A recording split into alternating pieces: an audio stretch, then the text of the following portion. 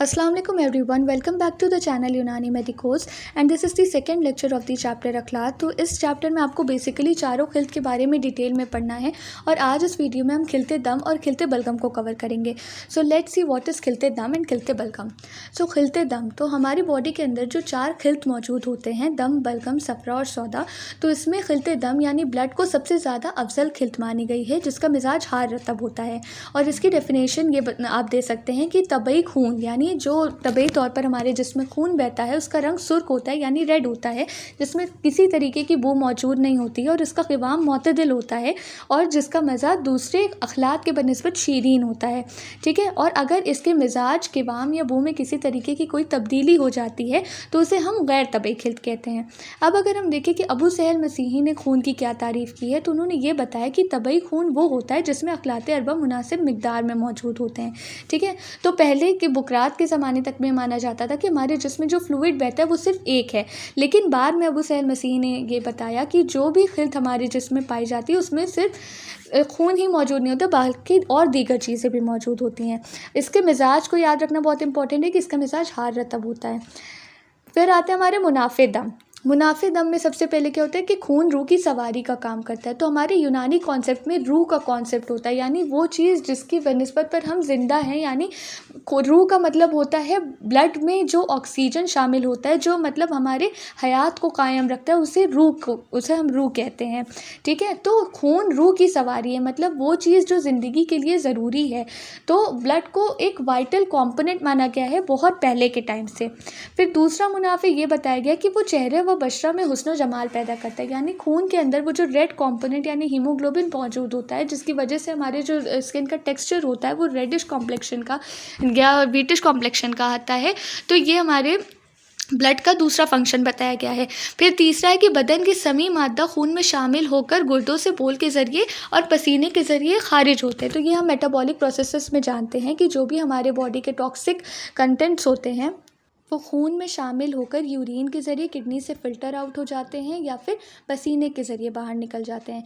फिर हमारी ब्लड का नेक्स्ट फंक्शन होता है कि बदन में हरारत पैदा करना या हीट प्रोड्यूस करना और बॉडी की ग्रोथ एंड रिपेयर में हेल्प करना। तो ये सारे फंक्शंस ब्लड के हैं जो आपको पता होने चाहिए, जो नॉर्मली आपको पता होते हैं। फिर इंजमादुल दम एक टर्म यूज़ होता है कोगुलेशन ऑफ ब्लड के लिए, कि जब भी कभी भी हमारी बॉडी पर कोई कट लगता है या कोई इंजरी होती है तो वहाँ से ब्लड ऊज आउट होता है, तो उस ब्लड में कोगुलेशन होता है जिससे इंजमादुल दम कहते हैं, जो कि एक तहफ़्फ़ुज़ी अमल है हमारे जिस्म का।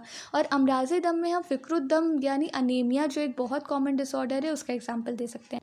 खिलते बलगम का मतलब होता है पुख्ता या फिर खाम खून। तो जो हमारे अतिब्बा थे उनका मानना था कि जो खून बलगम जो होता है वो नॉर्मल बलगम नहीं होता जो हम डेली लाइफ में देखते हैं, दरअसल वो एक बलगम गैर तबई की किस्म होती है। तो बलगम एक तबई टाइप का खिल्त, एक फ्लूइड होता है जो हमारी बॉडी के अंदर नेचुरली मौजूद होता है और इसको हम कच्चे खून के नाम से जानते थे, मतलब ऐसा खून जो पूरी तरीके से नुज़ुज नहीं पाया हुआ है और जिसे बॉडी में इसी चीज़ के लिए बहा दिया गया है कि जब खून अपने काम को अच्छे से अंजाम ना दे सके या उसकी कमी हो तो ये जो कच्चा खून यानी बलगम हो वो खून में तब्दील होकर बदन की ज़रूरत को पूरा कर सके। तो खून के बाद अफजलियत में बलगम का ही दर्जा है और इसीलिए बलगम को दरअसल खून ही है जो पूरी तरह से पका हुआ नहीं है। तो यहाँ पर जालिनूस का ख्याल था और अल्लामा नफीस का ख्याल था।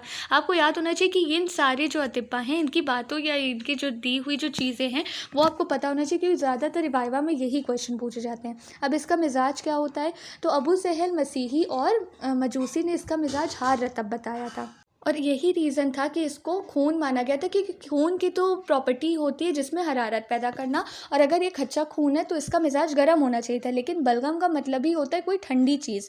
तो इब्न सीना ने बताया था कि ये एक जिन्स है जिसमें मुख्तलिफ अनवा के बलगम शामिल होते हैं और अल्लामा कर्शी ने इसका मिजाज बारिद रतब दिया था। फिर अगर हम मुनाफे देखें कि बलगम का मुनाफे क्या होता है, तो सबसे पहला मुनाफे जो सारे खिल्त का होता है वो होता है तगज़िया। ठीक है, बॉडी को न्यूट्रिशन प्रोवाइड करना या बदन को ग़िज़ा देना या बदल माया या तहल्लुल प्रोवाइड करना, यानी कि repair and replenishment of the body tissues.